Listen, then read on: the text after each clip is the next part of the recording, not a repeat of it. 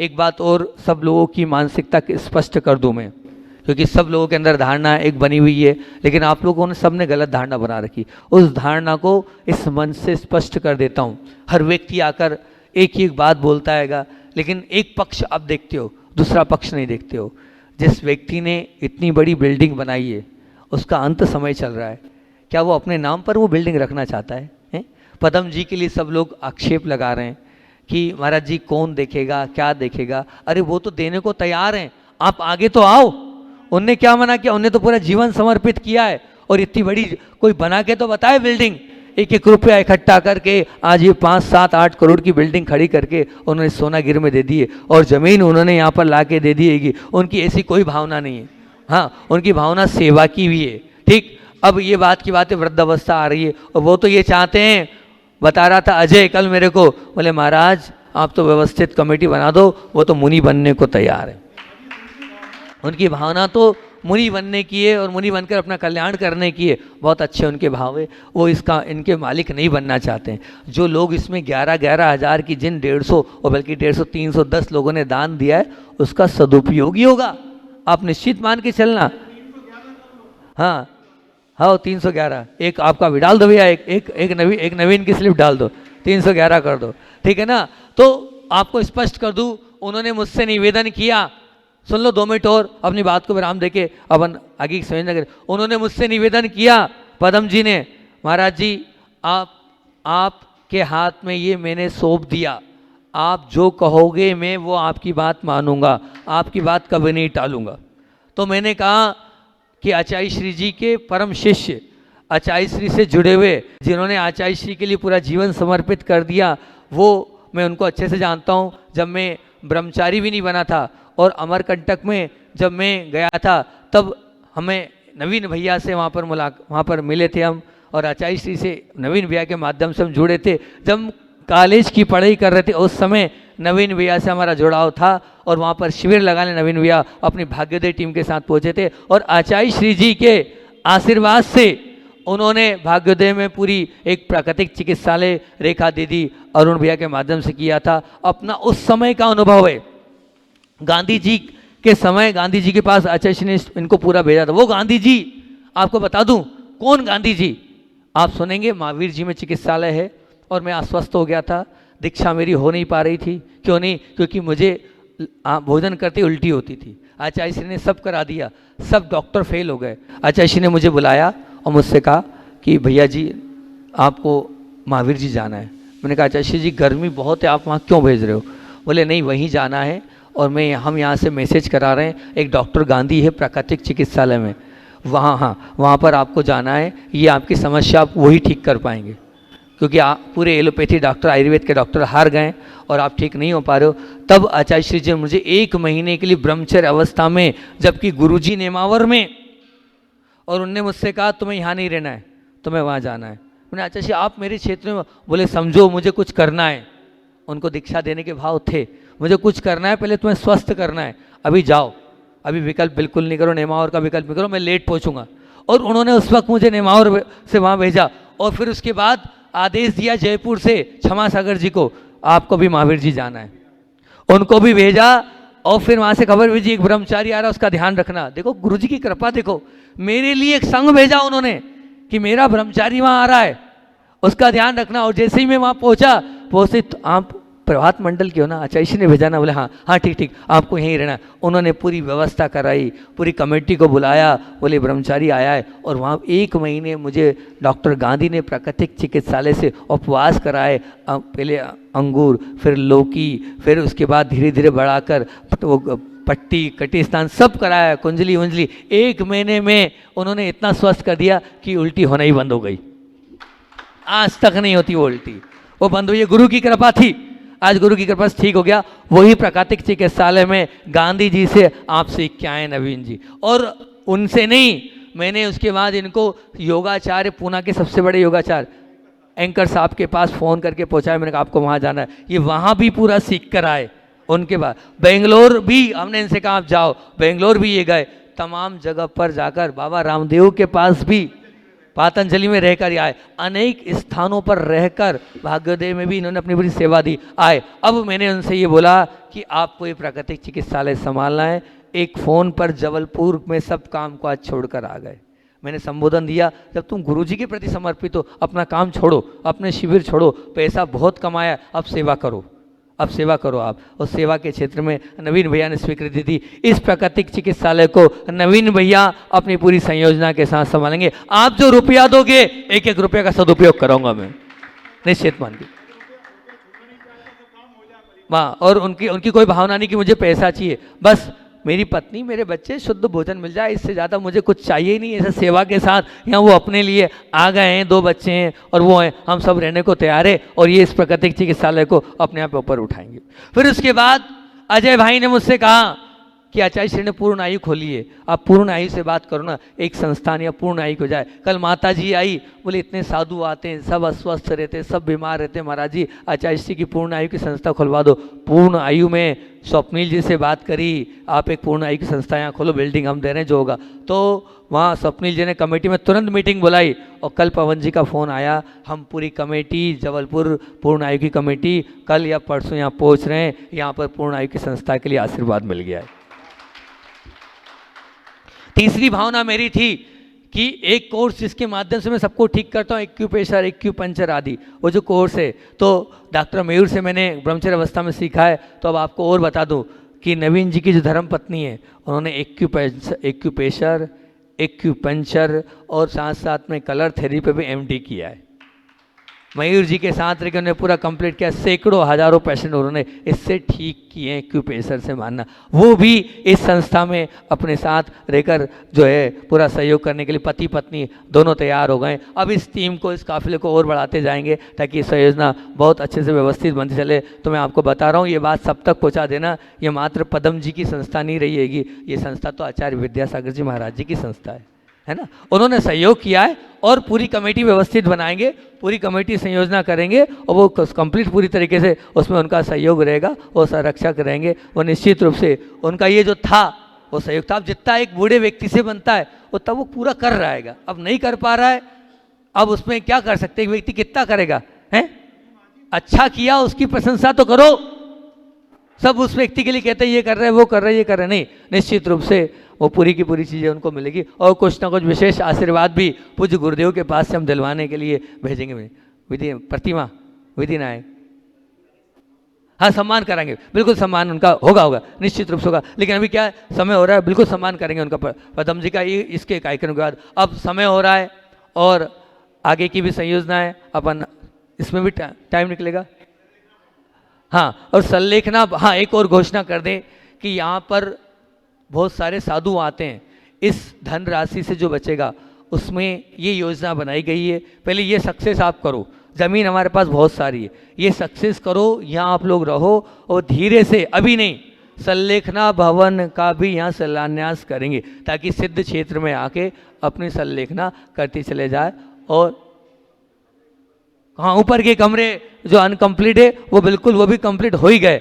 आप तो निश्चित रूप से ये मान के चलना, ये आप लोगों को मैंने बता दिया। और मैं ये कहूँगा कि कौन कौन कैसे कैसे पात्र यहाँ पर बनेंगे, उसकी संयोजना के साथ आप लोग अपना पूरा करें। हाँ, छोटी सी बालिका को अपने यहाँ बुला लेते हैं। अच्छा, और वो एक और घोषणा कर देते हैं, हमारे जो भैया हैं, कौन, जो पंच कल्याणक के अध्यक्ष जिनको बनाया है, ऐसे आरोन से, सुनो, आरोन से, रुको, आरोन से जो आए हुए हमारे मोनू भैया हैं, आपको बताएं ऐसे व्यक्तित्व के धनी है कि जहां हम लगा दें वहां कोई मना करते नहीं है। अभी हमने माता मोड़ा में बोला 2 दिन में उन्होंने वेदी मंदिर कंप्लीट करा दे। अभी मल्लाहरगढ़ में बोला 2 एक है, हाओ बिल्कुल 2 वहाँ बोला तो वहाँ कर दिया। और अभी हमने कुरवाई में बोला, आप माना कितना बड़ा था वो, कितनी बड़ी थी,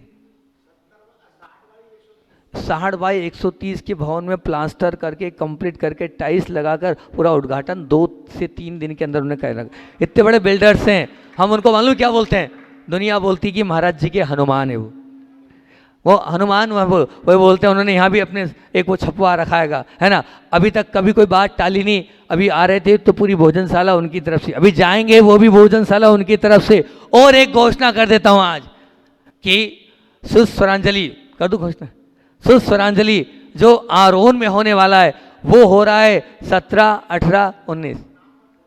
हाँ तो नहीं, नाम तो खोलना ही है ना।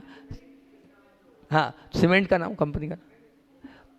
तो अभी उसकी पूरी संयोजना भी आरोन से, पूरे मोनू भाई की तरफ से उस पूरी संयोजना में जो भी सब कुछ होगा वो स्वयं करने वाले हैं। कोई मना उनकी तरफ से नहीं है। महाराज जी आप जो जो बोलोगे उस पूरी संयोजना में तैयार हूँ। जो इतनी बड़ी विश्व लेवल की प्रतियोगिता होने वाली, जिसमें देश के 150 कलाकार वहाँ आएंगे। स्लिप तो बहुत सारी कटी, पिछली बार आपने देखा पुष्पांजलि जो अपने आप में 250 लोगों ने उसमें भाग लिया था, 10 लोग आए थे, रुपेश जी, आरोही जी और आकाश भाई उसके निर्णायक थे। इस बार भी बड़े बड़े निर्णायक बुला रहे हैं और पूरा कार्यक्रम आरोन में होने वाला है 17, 18, 19 तारीख को। और उस कार्यक्रम की संयोजना भी आरोन समाज, आरोन का वीर सेवा दल आरोन समाज कर रही है और साथ में उसमें अहम भूमिका के रूप में मोनू भाई में उसमें उसकी स्वीकृति दी है। तो ऐसे व्यक्ति यहाँ के अध्यक्ष बने। उन्होंने कहा कि मेरी छोटी सी बेटी आई हैगी, स्लिप पूरी वो निकालेगी और उस स्लिप निकालने के लिए उस बालिका की तरफ से मैं 1,11,000 रुपये इस पंचकल्याणक में दान दे रहा हूँ। मैंने कहा ठीक, कोई बात नहीं, उस बालिका के माध्यम से पूरी स्लिप उठे, ऐसे उनकी भावना थी। तो उस स्लिप वो निकालेगी और संयोजना दी। और सम्मान के लिए नवीन भाई उनका सम्मान कर दे। टाइम हो रहा है, आगे की घोषणाएं जल्दी से कर दो सम्मान। एक अलग बात पर आपका ध्यान आकर्षित करूंगा मैं। कुछ सूत्र, कुछ मंत्र,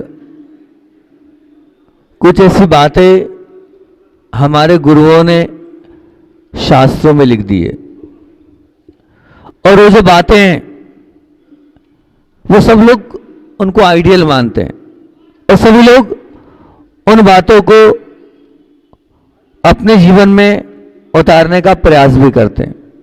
और जब मैं आपसे बोलूँगा तो आप सभी लोग बोलेंगे हाँ महाराज जी, ये हमारे ग्रंथों की महान वो पंक्तियाँ हैं जिन्हें हमें बार बार हम गुनगुनाते हैं और अपने जीवन को उन पंक्तियों के माध्यम से उत्कृष्ट बनाते हैं। कौन सी वो पंक्तियाँ हैं?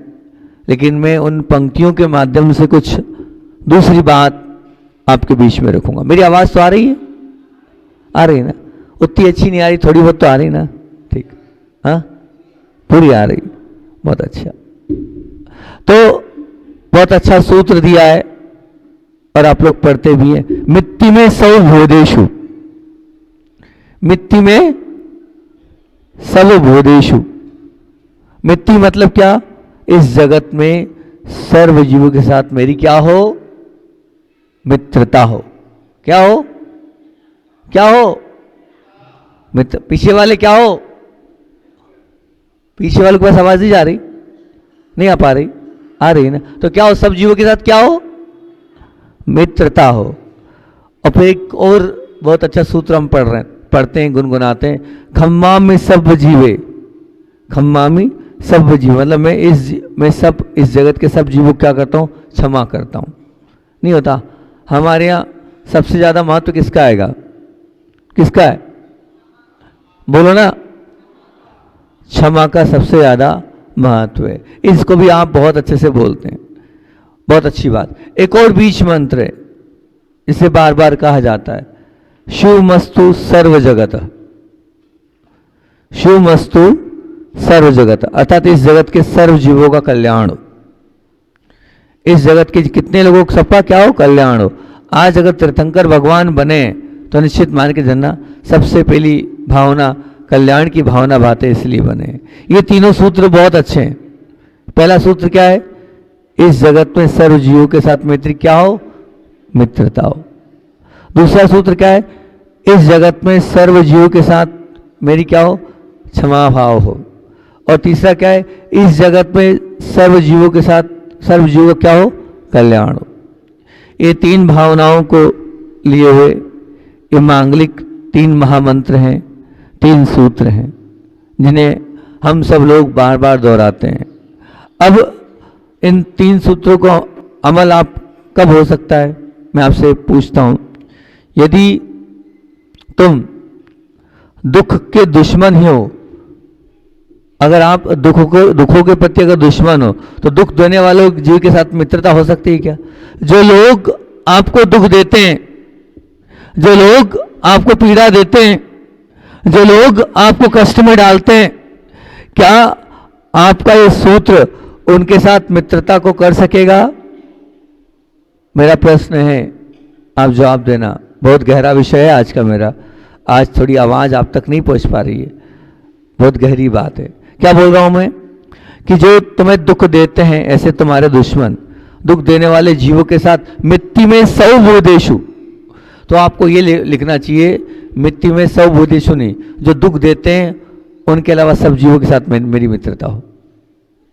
जो मुझे पीड़ा देते हैं उनके अलावा सबके साथ मेरी मित्रता हो, बाकी जो दुख देते हैं उनके साथ क्या हो, मेरी मित्रता नहीं हो। अब आपने बोल दिया ठीक है, बहुत अच्छी बात है कि फिर जो दुख देने वाले जीव हैं उनके साथ आपका क्षमा भाव भी नहीं घटेगा। जो आपको दुख देते हैं, पीड़ा देते हैं, कष्ट देते हैं, क्या आप उनको क्षमा करते हैं? बोलो ना हाँ या ना। हम क्षमा उसको करते हैं जिससे बहुत अच्छे व्यवहार होते हैं, ठीक है ना। किसे क्षमा करते हैं? हम उसी को क्षमा करते हैं, बाकी जो हमें दुख देता है उसको हम क्षमा थोड़ी करते हैं। बोलो ना, करते हो क्या? नहीं करते। बहुत अच्छी बात है कि फिर सुमस्तु सर्व जगत, मतलब इस जगत में। अब आप बताओ, जो व्यक्ति तुम्हें दुख देगा, क्या उसकी कल्याण की कामना तुम कर पाओगे? मेरा प्रश्न ये, जो तुम्हें पीड़ा देगा, जो तुम्हें कष्ट देगा, क्या उसके प्रति थोड़े बहुत भी भाव तुम्हारे निकलेंगे कि भैया इसका कल्याण हो? बोलो, ऐसे भाव होते हैं? होते हैं? बहुत अच्छी बात है, अगर ऐसे भाव होते तो बहुत अच्छी बात है। बिल्कुल नहीं भैया, निश्चित मान के चलना कि दुखों के प्रति शत्रुता तुम्हें उन जीवों के प्रति भी शत्रुता कराएगी, और जो दुख में निमित्त बनते हैं हम उनके साथ भी मित्रता वाला व्यवहार नहीं, आपका शत्रुता व्यवहार वाला होगा।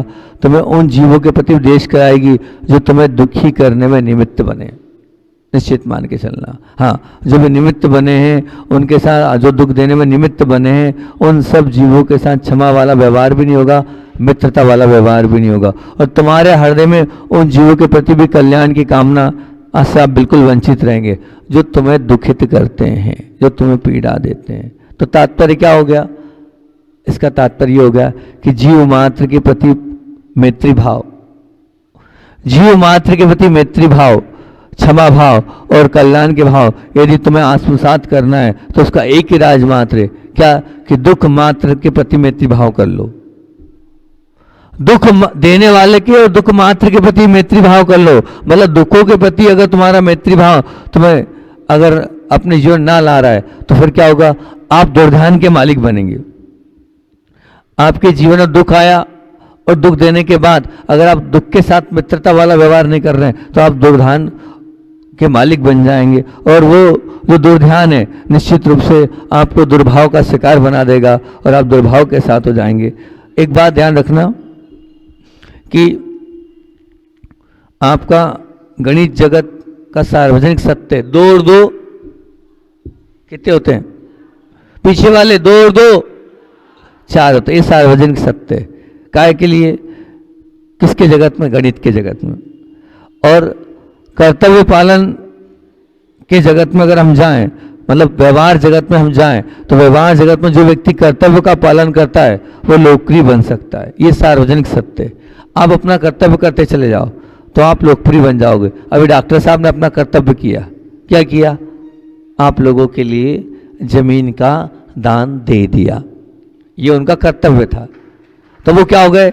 सबके प्रिय बन गए और सबके लोकप्रिय हो गए वो, है ना। उन्होंने अपनी उस कीमती, जिसको आप लाखों करोड़ों में भी खरीद नहीं सकते थे, उन्होंने उसको क्या दिया? स्वेच्छा भाव से 1 रुपये में दे दिया। वो 1 रुपया उनके लिए महत्तम राशि हो गई, वो अमूल्य निधि हो गई, जो उनके जीवन में शायद उन्होंने कितने बड़े बड़े ऑपरेशन करे होंगे उसमें भी नहीं कमाया होगा, जिसमें उन्होंने ये कमा लिया। निश्चित मान के चलना। तो जो कर्तव्यों का पालन करता है वो निश्चित व्यवहार जगत में सार्वजनिक सत्य है कि वो अपने आप ऊंचा बढ़ता चला जाता है। अब मान लीजिए भूख ही एक श्रेष्ठ विटामिन है। यदि शारीरिक जगत में का ये सार्वजनिक सत्य है, क्या सत्य है? व्यवहार जगत का सत्य था कर्तव्य पालन करो, है ना। और गणित जगत का सत्य क्या था? सार्वजनिक सत्य क्या था? कि दो दो चार ही होते हैं, 5 नहीं होते हैं। तो अब यदि भूख, यानी शरीर जगत का सार्वजनिक सत्य क्या है? अगर भूख लगी है तो निश्चित मान के चलना है ये सब कुछ है। और इसी प्रकार अगर दुखों को स्वीकार करने के लिए अगर तुम्हारे पास समाधि है, समता है, सद्गुण है, सज्जनता है, तो निश्चित मान के चलना तुम अध्यात्म जगत के मालिक बन जाओगे। यह अध्यात्म जगत का सनातन सत्य है कि दुख आए उसे तुम क्या कर लो? स्वीकार कर लो। दुख आते ही उसे क्या कर लो? एक्सेप्ट कर लो। दुख आए उसके प्रतिकार की चिंता मत करो, प्रतिकार में मत लगो, क्योंकि भौतिक जगत में जो बाहरी जगत है उसमें दुख से बचने का कोई उपाय नहीं है, निश्चित मान के चलना। और अध्यात्म जगत में दुख के साथ मित्रता कर लेने के अलावा कोई भी उपाय नहीं। अध्यात्म जगत तो कहता है दुख आए, पीड़ा आए, कष्ट आए, उसको आप स्वीकार कर लो। और मैं तो इतना कहूँगा, आप तो जब भी कोई पीड़ा आए तो आप क्या बोलो? You are most welcome. क्या बोलो? किसको? किसको? पीड़ा को, किसको? कष्टों को, किसको? चिंताओं को। क्या बोलो? यू आर, बोलो ना, यू आर मोस्ट वेलकम। बहुत गहरी बात है, आप इस पर विचार करना। निश्चित अगर आप दुखों से मित्रता कर लोगे तो धीरे धीरे वो दुख भी अपने आप कम होने लग जाएंगे। एक बात निश्चित ध्यान रखना, 2 तथ्य आपके बीच में रख रहा हूं। दोष रहित कोई संसारी जीव नहीं, दोष रहित कोई संसारी जीव नहीं। भैया एक बात ध्यान रखना, अगर आप निर्दोष होते ना तो भगवान के बाजू में बैठ जाते। आप यहाँ वहाँ संसार में क्यों रोल रहे हो? क्योंकि बहुत सारे दोष आपने किए, बहुत सारे गलतियां आपने करी, बहुत सारे ना करने योग्य कार्य आपने किए, इसीलिए यहां पर आप भटक रहे हो और यहां अटके हो। ये निश्चित मान के चलना। तो दोष रहित कोई संसारी जीव नहीं और दुख रहित कोई संसारी जीव नहीं। हाँ, दुख रहित कोई संसारी जीव नहीं, मतलब दोनों चीजों से आपका पाला पड़ेगा। कौन सा? कि जो दोष के साथ जीव है वो भी आपको मिलेंगे, और दुख के साथ आपका पाला पड़ेगा कि दुख के बिना ऐसा कोई जीव नहीं है जो किसी भी प्रकार से आपको दुखित ना मिले। कोई तन से दुखी, कोई मन से दुखी, कोई धन से दुखी, है ना कहीं किसी न किसी प्रकार से दुख के साथ आपकी संतति जुड़ी हुई है। और मैं हमेशा बोलता हूं, अभी कौन सा काल चल रहा है? पंचम। कौन सा काल चल रहा है? डॉक्टर साहब पता है कि नहीं पता आपको? कौन सा काल चल रहा है? पंचम काल। डॉक्टर साहब बाजू वालों से पूछ रहे हैं, इसका नाम क्या है डॉक्टर साहब? दुखमा। 6 काल होते हैं, 6 काल होते हैं। उसमें प्रथम काल कौन सा होता है? सुखमा। फिर द्वितीय काल सुषमा, फिर तृतीय काल सुषमा। ऐसे नहीं बोले इनको। पहला सुख, दूसरा, पहला कौन सा है? सुख, दूसरा सुख और तीसरा नहीं, सुख और पहला हैगा, हाँ ये बहुत अच्छा। तो पहला है दुख और सुख, फिर है सुख, फिर है सुख ही सुख। और अभी मालूम है कौन सा चल रहा है? दुख। अभी कौन सा चल रहा है? दुख। मतलब दुखमा काल बोलते हैं पंचम काल को। तो ये निश्चित हो गया कि आपको दुख तो मिलेगा ही, ये क्लियर है। दुख से आप कितना भी बचोगे, लेकिन कहीं ना कहीं किसी न किसी तरह से दुख से आपका पाला पड़ेगा ही। जब दुख से पाला पड़ना ही है तो आप बच सकते हो क्या? नहीं बच सकते, ये निश्चित बात है। तो फिर एक निर्णय ले लो आप, तो अगर दुख से बचना नहीं है, है ना, दोष रहित संसारी जीव मिलेंगे नहीं और दुख रहित संसार में आपको मिलना नहीं है। आप लाख प्रयास कर लोगे, दोष मुक्त जीवों से आपका पाला पड़ेगा। और दुख आप निश्चित मान चलना, कितना भी कर लो, दुख मुझसे हराए भी नहीं हारने वाले हैं। तो प्रतिकार करने से कोई मतलब नहीं है। तो एक निर्णय ले लो, दुखों के साथ दीवार जैसा नहीं बल्कि पुल जैसा व्यवहार कर लो। गहरी बात बोल रहा हूं। क्या बोल रहा हूं? दुखों के साथ दीवार जैसा नहीं, पुल जैसा व्यवहार कर लो। पुल मतलब समझ लेना, नहीं आया पुल समझ? पुल से हम चढ़ के कहां जाते हैं? इस पार से उस पार जाते हैं। जब भी कुछ दुख आए तो उसको पुल मान लेना, ये पुल है, मुझे उस पार ले जाएगा, ये पुल है, मुझे उस पार ले जाएगा। जिस दिन आपने उस दुख को पुल मान लिया, निश्चित मान के चलना इस संसार की नैया से आप पार हो जाओगे। पर मानना पड़ेगा दुख को पुल, दीवार नहीं।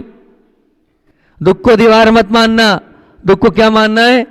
पुल मानना है।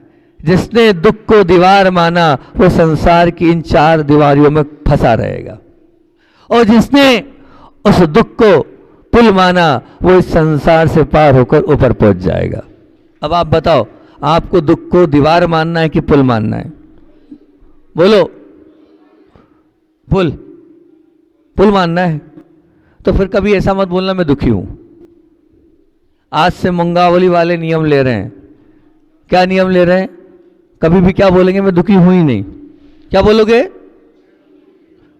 बोलोगे पक्का?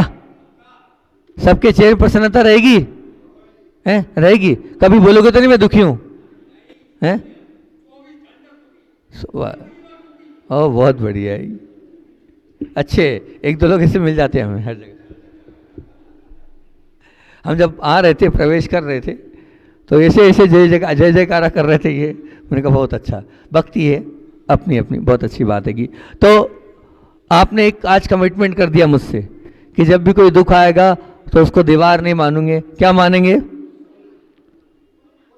पुल मानेंगे। बहुत अच्छी बात है। और दुखों के साथ टकराने की बात नहीं करना है, बल्कि क्या करना है? दुखों के साथ पार अर्थात उतर जाने की बात कर लेना है। अब जब दुखों को दूर करना संभव नहीं है, तब हम क्यों दुखों के पीछे पीछे पड़ रहे हैं? और निश्चित रूप से दुखों का हम सत्कार करें, दुखों के प्रति हम मैत्री भाव रखेंगे तो दुख अपने आप कम होता चला जाएगा। मैं हमेशा एक बात बोलता हूँ, फिर याद आ गई, फिर बोल देता हूँ।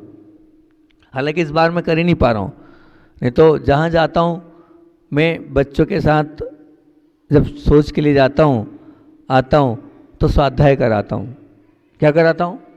स्वाध्याय चलता रहता है मेरा। और उस स्वाध्याय में मैं बहुत सारी ऐसी ऐसी चीज़ें याद करा देता हूँ जिससे वास्तविकता में व्यक्ति जीवन जीने का तरीका सीख जाता है। वास्तविकता में वो अपने आप को इतना अपडेट कर लेता है कि बाहरी जितनी भी चीज़ें आती है उन चीज़ों के माध्यम से उसके जीवन में उसको कोई भी किसी भी प्रकार का उसको असर नहीं होता है। और वो सब आया और गया कर देता है। क्या कर देता है? आया और गया। तो सबसे पहला सूत्र याद कराता हूँ, पता है? वो ये वाला सूत्र याद कराता हूँ।